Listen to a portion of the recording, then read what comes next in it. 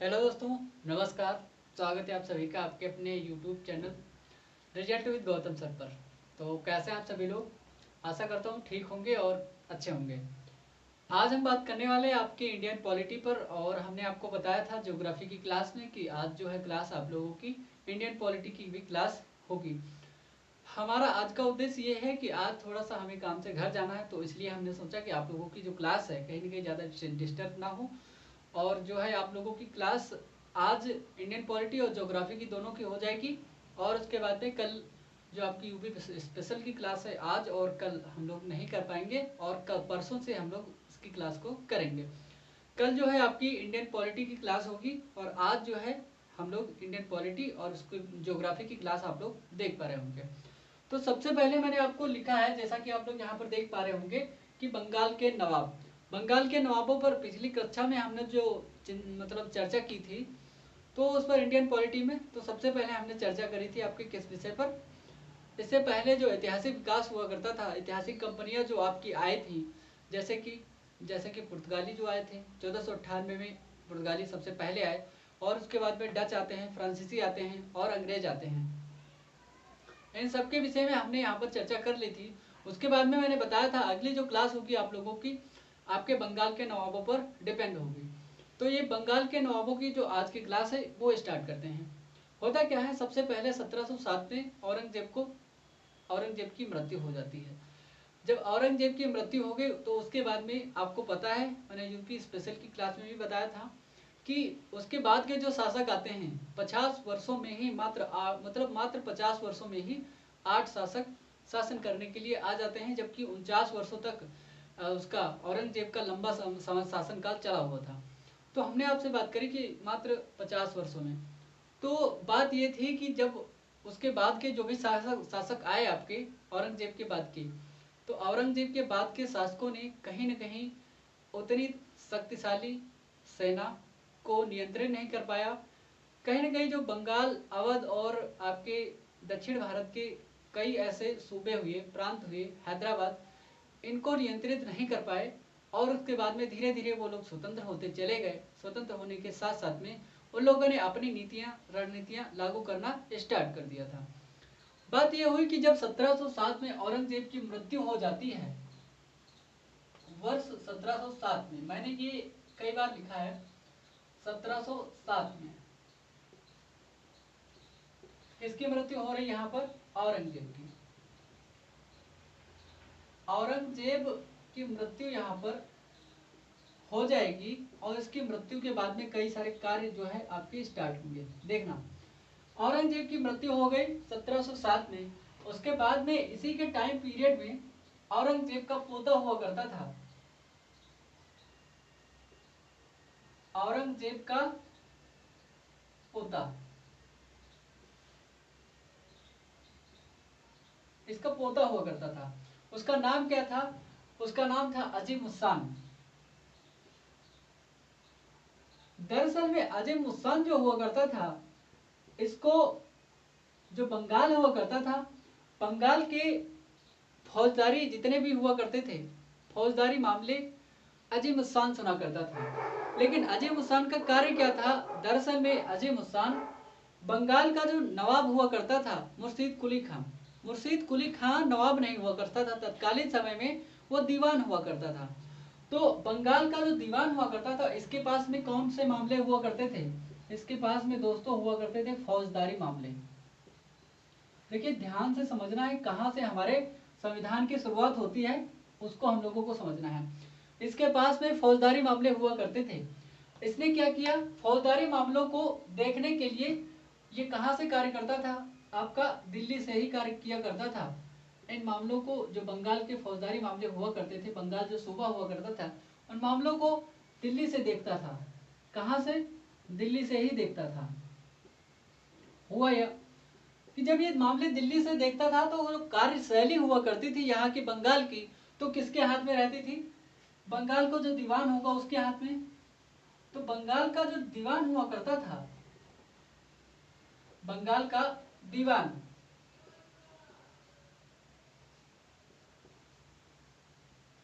वो कौन हुआ करता था? वो हुआ था मुर्शीद कुली खान। मुर्शीद कुली खां। मुर्शीद कुली खां दक्षिण भारत में पहले क्या हुआ करता था, दीवान हुआ करता था। वहां से इसकी दीवान का पद जो है बंगाल में इसको नियुक्त कर दिया जाता है, क्योंकि वहां पर अच्छा कार्य करता है बंगाल, वो दक्षिण भारत में। दक्षिण भारत में अच्छा कार्य करने के कारण इसको बंगाल का दीवान नियुक्त किया गया। और इसको कौन से मामले दिए गए, दीवाने मामले दिए गए इसको। किसको, मुर्शीद कुली खां को दीवाने मामले देखता था बंगाल में रह करके। बात क्या हुई, फौजदारी मामलों को तो अजीम उस्तान जो हुआ करता था उसका औरंगजेब का पोता देखता था, लेकिन दीवानी मामले इसके पास में रहते थे, मुर्शीद कुली खां के पास में।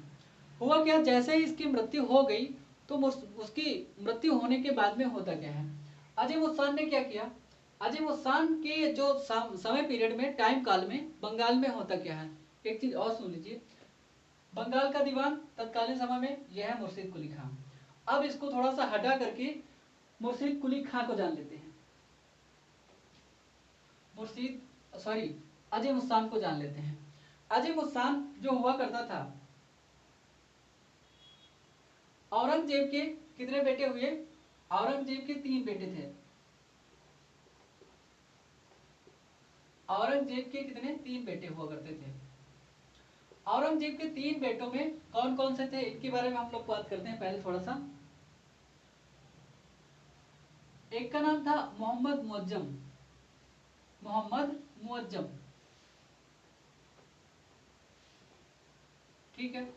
दूसरा था मोहम्मद आजम, मोहम्मद आजम। तीसरे बेटे का नाम था कामबख्श, कामबख्श था। होता क्या है, इन तीनों में आपस में संघर्ष हो जाता है। जब इन तीनों में आपस में संघर्ष होता है सत्ता के लिए, राजगद्दी के लिए, तो सत्ता में कौन आता है, सत्ता में आपका जीत जिसकी होती है उसको कहते हैं मोहम्मद मुअज्जम की। इसकी जो हो जाती है, जीत हो जाती है, इन तीनों को हरा देता है कहीं पे, इन दोनों को बीट करके कौन, मोहम्मद मुअज्जम आपका जो सत्ता होता है मुगल शासक बनता है। जैसे ये मोहम्मद मुअज्जम शासक बनता है तो इसके क्या है, इसके बेटे हुए, इसके 4 बेटे हुए। तो इसके 4 बेटों में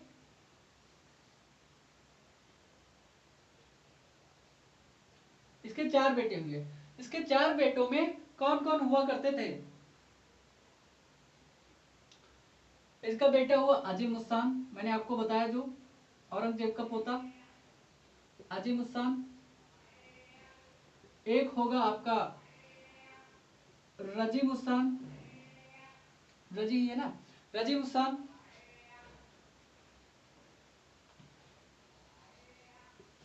आपका होगा रजीम उस्तान। एक का नाम था, इसके बेटे का नाम, मोहम्मद मुअज्जम के बेटे का नाम हुआ करता था जहांदार शाह। एक का नाम था जहान शाह। ये 4 इसके पोते हुए औरंगजेब के।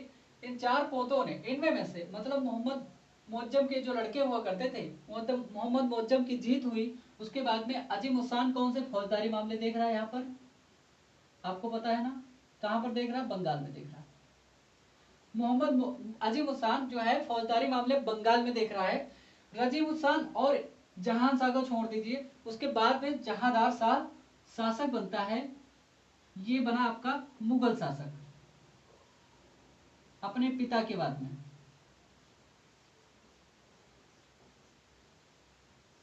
जहांदार शाह बन जाता है मुगल शासक। इसको थोड़ा ठीक से लिख लेंगे आप लोग। मुगल शासक बन गया कौन, जहांदार शाह। आपको दिख रहा है ना, जहान शाह और जहांदार शाह, ठीक है। जहांदार शाह बन जाता है मुगल शासक। मुगल शासक बनने के बाद में इसको तो राजगद्दी मिल गई। उसके बाद में होता क्या है, दरअसल में बात यह थी, अजीम उस्तान के टाइम पीरियड में दीवानी मामले मैंने आपको बताया कौन देख रहा था। अब इसको थोड़ा सा मिटाते हैं, उसके बाद में बात करते हैं, ठीक है। तो मैंने आपको बताया वर्ष 1707 में औरंगजेब की जैसे मृत्यु होती है और उसके बेटों में संघर्ष होता है, और उसके बेटों में संघर्ष होने के बाद में उसके 3 बेटे हुए औरंगजेब के, मोहम्मद मुअज्जम, मोहम्मद आजम और कामबख्श।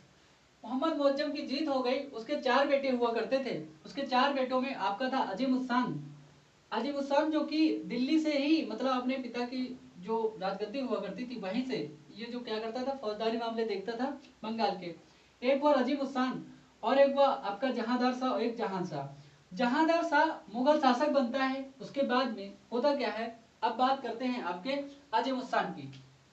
समझ में आ गया आपको अजीम उस्सान कौन है दोस्तों? बहुत आसानी से समझ में आ रहा होगा। सॉरी, अजीम उस्सान है, ठीक है, नाम है इसका अजीम उस्सान। ये है औरंगजेब का पोता और आपके मोहम्मद आजम का, सॉरी मोहम्मद मुअज्जम का बेटा, ठीक है। तो ये कौन था?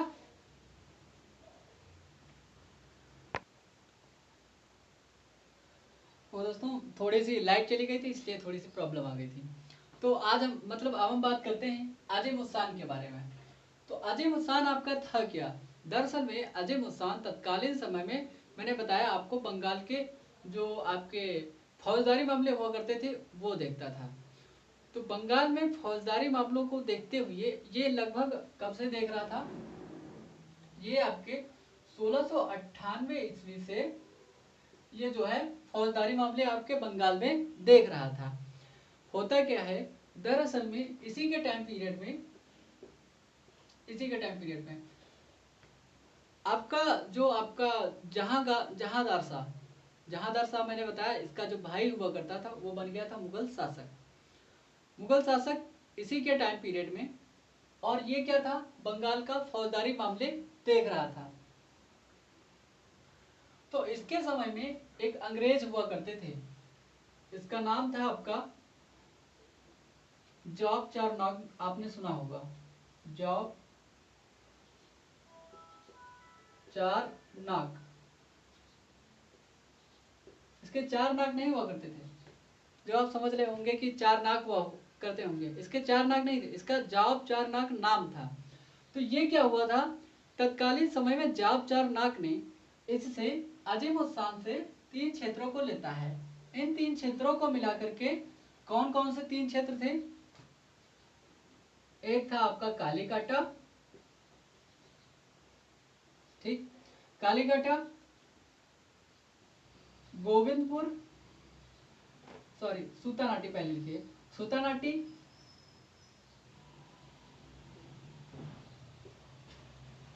सूतानाटी और आपका कौन सा था, गोविंदपुर।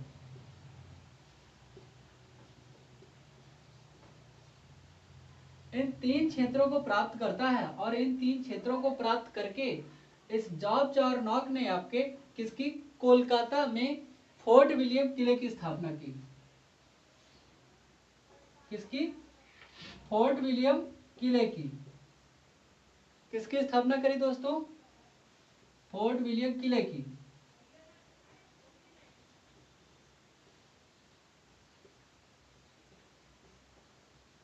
उसके बाद में होता क्या है, फोर्ट विलियम किले के द्वारा इसकी स्थापना करने के बाद में इसका जो अध्यक्ष हुआ करता था, इसका अध्यक्ष हुआ करता था सर आयरकूट।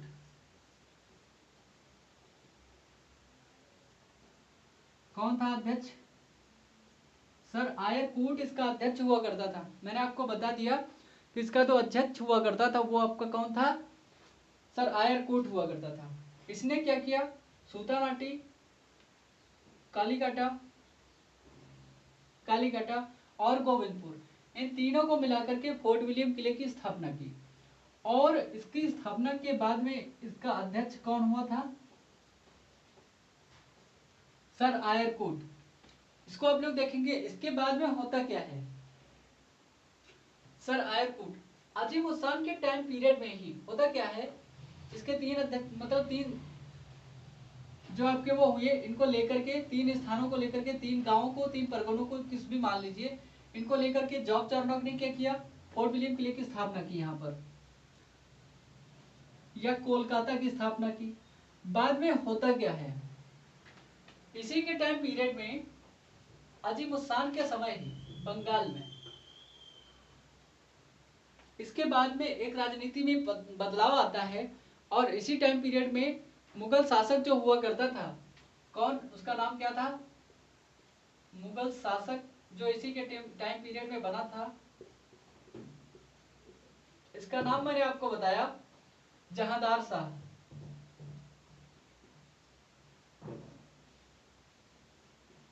जहांदार शाह। बात ये, जो जहांदार शाह हुआ करता था, इसको इसकी हत्या कर दी जाती है। इसकी हत्या कर दी जाती है किसके द्वारा? आपका फर्रुखसियर के द्वारा इसको मार दिया जाता है। फर्रुखसियर के द्वारा। फर्रुखसियर ने इसको मरवा दिया था। किसके द्वारा? सैयद बंधुओं के द्वारा।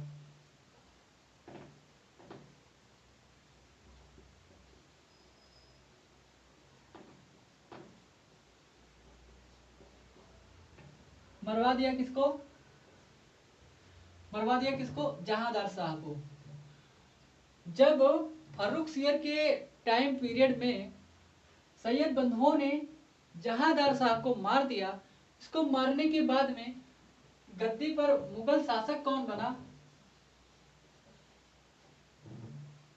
मुगल शासक कौन बना? फर्रुखसियर।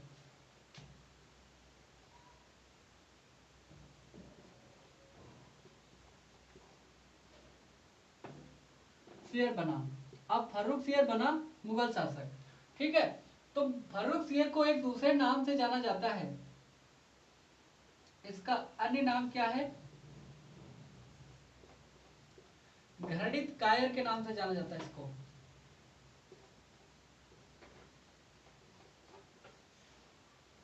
देखिए, इसको घृणित कायर क्यों कहा जाता है? क्योंकि ये कहीं न कहीं विद्वेष की भावना रखता था। अपने ही लोगों के प्रति विद्वेष की भावना रखने वाला आपका जो कौन बना? आपका फर्रुखसियर हुआ था। तो फर्रुखसियर को घृणित कायर के नाम से भी जाना जाता है। ठीक, इसने क्या किया? इसने एक बहुत बेकार काम कर दिया। किसने? आपके घृणित कायर ने। इसने क्या किया? अंग्रेजों को बंगाल में व्यापार करने के लिए 3000 रुपए वार्षिक वेतन देकर के आप बंगाल में व्यापार कर सकते हैं कहीं भी, ये फरमान जारी कर दिया था। किसने? फर्रुखसियर ने। तो फर्रुखसियर ने एक फरमान जारी किया।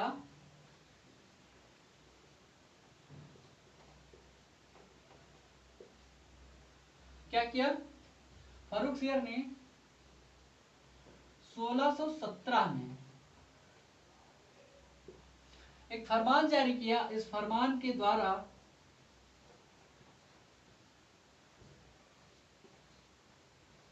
कि अंग्रेज 3000 रुपए वार्षिक के बदले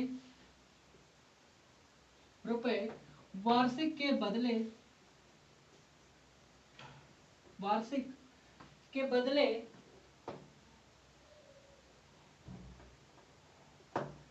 क्या कर सकते हैं? बंगाल में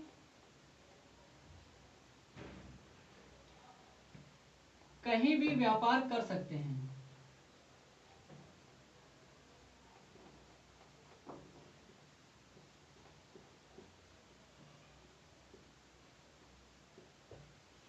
इसने ये फरमान जारी किया। ठीक है, 1617 ईस्वी में इसने फरमान जारी कर दिया और 3000 रुपए वार्षिक के बदले अंग्रेजों को संपूर्ण बंगाल में कहीं भी व्यापार करने का अधिकार दे दिया। किसने? फर्रुखसियर ने। ये बात आपको समझ में आ रही है? जब इसने ये फरमान जारी करके बंगाल में क्या किया? संपूर्ण बंगाल में अंग्रेजों को अधिकार दे दिया। तो अंग्रेजों को जब अधिकार प्राप्त हो गया तो हुआ क्या? अंग्रेजों को और बढ़ावा मिल गया। शासक बना, मैंने बताया आपको, फर्रुखसियर शासक बना, सैयद बंधुओं के द्वारा बनाया गया 1713 में। और 1713 में उसका जो जहांदार शाह, उसका शासन खत्म हो गया। और इसने क्या किया? 1617 में, सॉरी 1717 में, माफ कीजिए, इसने क्या किया था? 1617 में नहीं, इसने जो फरमान जारी किया था दोस्तों, वो 1717 में। लिख लीजिए आप लोग, मुझे माफ कीजिए, 1717 ईस्वी में इसने क्या किया था? फरमान जारी किया था। इसको यहाँ पर आपने क्या लिखा है? 1617 लिखा, वहां पर 1717 कर लीजिए। ठीक है, तो इसने क्या किया, 1717 में एक फरमान जारी किया और उस फरमान के द्वारा अंग्रेजों को संपूर्ण बंगाल में कहीं भी मतलब व्यापार करने का अधिकार प्राप्त हो गया। होता क्या है उसके बाद में, जो आपका बंगाल की राजनीतिक प्रणाली क्या थी, राजनीतिक प्रणाली कहां पर, बंगाल में। मैंने आपको बताया था इस राजनीतिक प्रणाली में तत्कालीन समय में दो लोग हुआ करते थे और इन दो लोगों ने, एक तो आपका अजीम उस्तान,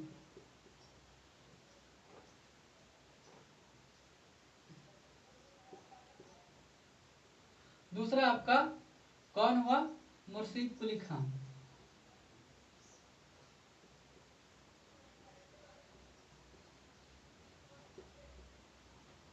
हुआ क्या, मुर्शीद कुली खान को दीवान नियुक्त किया गया था वर्ष 1700 ईस्वी में बंगाल में।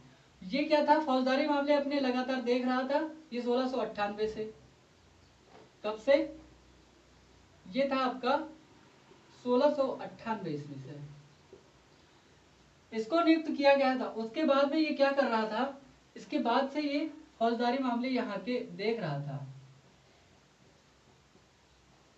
फौजदारी मामले। बात ये होती है, इसको 1700 ईस्वी में नियुक्त किया गया था और इससे पहले कहां पर था, दक्षिण भारत में हुआ करता था, ये दीवान हुआ करता था। दक्षिण भारत में दीवान का पद संभालता था और यहां भी इसको किसका पद मिला हुआ था, यहां पर भी इसको दीवान बनाया गया था। दीवान का मतलब होता था दीवानी मामले, दीवानी मामले देख रहा था ये, ठीक है, ये देख रहा था दीवानी मामले। बात ये हुई कि इसको आप लोगों को पता चल गया। जैसे ही फर्रुखसियर शासक बनता है 1713 में और उसने फरमान जारी कर दिया, फरमान जारी करने के बाद में फर्रुखसियर के शासनकाल में होता क्या है, इसको जो है फौजदारी मामलों की भी प्राप्ति हो जाती है। इसको थोड़ा सा आप विस्तार में लिख लीजिए। फर्रुखसियर के शासनकाल में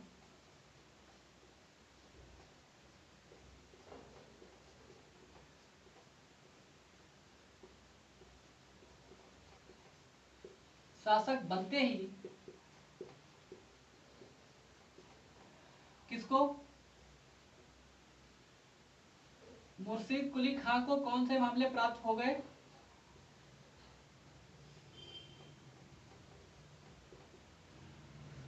दोनों मामले प्राप्त हो गए। कौन से, दोनों मामले, फौजदारी और दीवानी दोनों मामले प्राप्त हो गए। जब उसका एक भाई मुगल शासक नहीं बचा तो दूसरा भाई फौजदारी मामले कैसे देख पाता फिर, और इसको भी यहां से हटा दिया। फर्रुखसियर के टाइम काल में मुर्शीद कुली खां को दोनों मामलों की प्राप्ति हो गई, ठीक है। ये दोनों जैसे ही प्राप्त हो गए उसको, तो कहीं न कहीं यहीं से नवाबों की शुरुआत हो जाती है। किसकी, नवाबों की शुरुआत हो जाती है। मैंने आपको बताया कि 1700 से ही ये आपका यहाँ से दीवान नियुक्त था, कौन, मुर्शीद कुली खां। होता क्या है, मुर्शीद कुली खां 1700 से कौन था, मुर्शीद कुली खां दीवान था बंगाल का, ठीक है। जब इसको 1713 में वो बना, 1713 में शासक बना, उसके बाद में इसको दोनों मामले प्राप्त हो गए। तो यहीं से नवाबी अपनी स्टार्ट करता है, कौन, मुर्शीद कुली खां। मुर्शीद कुली खां, और यहीं से जो है नवाबों की शुरुआत हो जाती है बंगाल में। नवाबों की स्टार्टिंग हो जाती है बंगाल में, शुरुआत हो जाती है बंगाल में। 1700 से नहीं, मैंने आपको बताया ये 1700 से दीवान था और उसके बाद में यहां पर कौन बनता है शासक, फर्रुखसियर।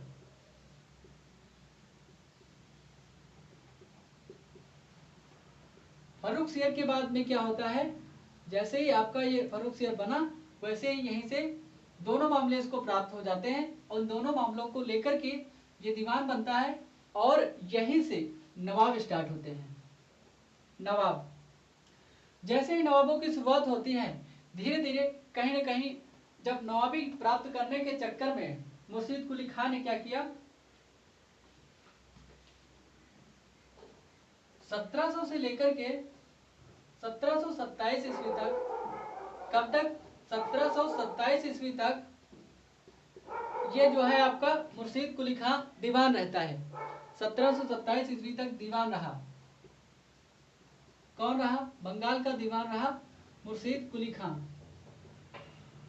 तो आज की क्लास दोस्तों हम यहाँ तक रखिए कि मतलब नवाबों की, यहाँ पर मैंने बंगाल के नवाबों की शुरुआत कर दी है। अगली क्लास में जो होगा आपका सभी दीवान, जो आपके बंगाल के जितने भी नवाब थे उनको हम कवर कर लेंगे, क्योंकि ज़्यादा नवाब है नहीं यहाँ पर, 3-4 नवाबों को कवर करना है थोड़ा थोड़ा करके, और फिर आगे बढ़ कर के चलेंगे हम लोग, और फिर देखेंगे सीधे सीधे बंगाल में रेगुलेटिंग एक्ट को लेकर के लाएंगे, और रेगुलेटिंग एक्ट जैसे ही आएगा उसके बाद में हमारे संविधान की शुरुआत हो जाएगी। अभी थोड़ा सा एक और क्लास आपको ऐतिहासिक बैकग्राउंड के बारे में थोड़ा सा जानना है, उसके बाद में हमारा जो बंगाल का रेगुलेटिंग एक्ट आएगा वैसे हम लोग स्टार्टिंग कर देंगे।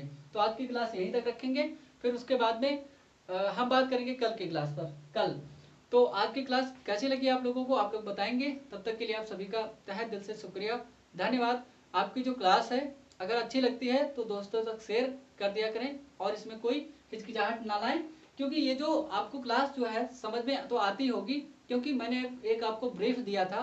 कैसे?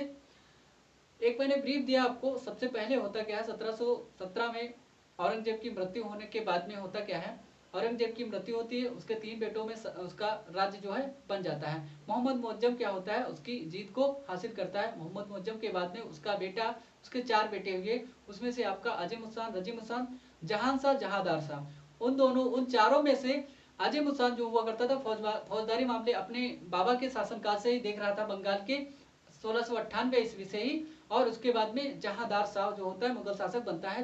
उसके बाद में मोहम्मद मुअज्जम जो कि बहादुर शाह जफर के नाम से शासक बनता था। उसके बाद में जहांदार शाह गद्दी पर बैठा। 1713 में फारूक सियर ने क्या किया, उसको सैयद बंधुओं की सहायता से मरवा दिया। उसकी जब हत्या कर दी फारूक सियर ने, तो फारूक सियर ने उसकी हत्या कर दी। उसके बाद में मुगल शासक बना घरडित कायर, जिसको कहते हैं फारूक सियर। फारूक सियर जैसे ही आपका मुगल शासक बनता है, वैसे ही जो आपका दीवानी मामले हुआ करते थे किसको प्राप्त हो जाते हैं, आपके मुर्शीद कुली खां को। मुर्शीद कुली खां को जैसे ही दीवानी मामले प्राप्त हो गए, यहाँ से नवाबों की शुरुआत हो जाती है। और घटित कायर जो आपका फारूक सियर हुआ करता था, उसने 3000 रुपये वार्षिक के बदले अंग्रेजों को पूरे बंगाल में व्यापार करने के लिए आज़ाद कर दिया। ठीक है, तो ऐसे ही आपको इतिहास में याद रखना है। ये तो कहानी है, एक कहानी चल रही है, उसको आपको सुनते जाना है, क्रम वाइज आपको रखते जाना है, लिखते जाना है, यही काम है। कहानी को अगर याद कर लिया तो ठीक है, जैसे मैं कहानी सुना रहा हूँ वैसे आप लोग 1 से 2 बार सुन लीजिए, काम हो जाएगा, आप लोग याद कर लेंगे। कोई कुछ भी आपको कहीं से उठाने रखने की जरूरत नहीं पड़ेगी, थोड़ी सी डेट पे आप लोग फोकस करेंगे, काम हो जाएगा। ठीक है, आज के लिए इतना ही। तब तक के लिए आप सभी का धन्यवाद, शुक्रिया, नमस्कार।